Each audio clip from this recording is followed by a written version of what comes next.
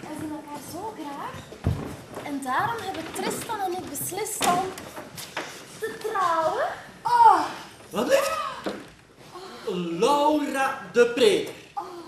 Ik als christelijke politieker kan dat niet toestaan. Jij bent veel te jong om te trouwen. oh, Laura. Oh, mijn kleine Laura, kom hier. Nee, mama, alsjeblieft geen Laura, ik ben 21 jaar. Trouwen. Zeg, en heeft die jongen zijn eigen laten testen?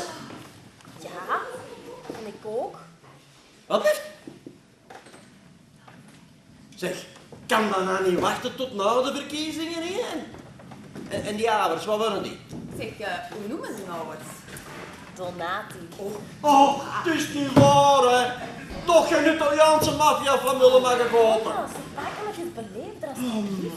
Nee, zeg. Zeg, en zijn ouders, wat doen die? Zijn vader die werkt in de culturele sector in Griekenland. In de kunstkant. Ja, zoiets, ja, maar hij werkt wel voor België. Ja. Is het een ambassadeur? Oh, dan ben ik het toch ambassadeur.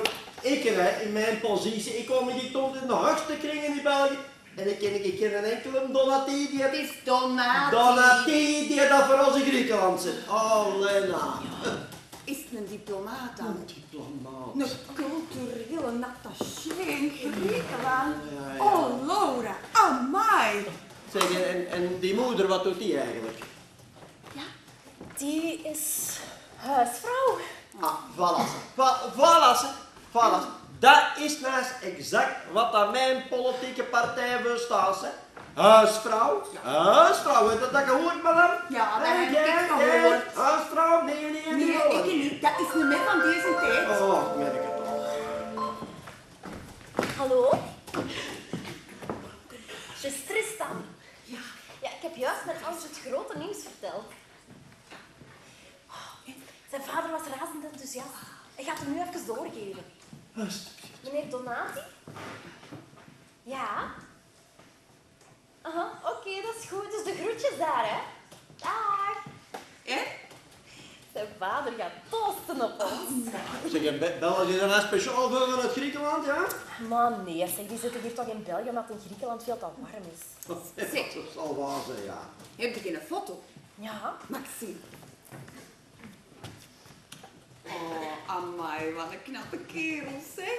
Allee, Jean-Louis, kijk nou ook eens. Wat, hè? Kijk eens.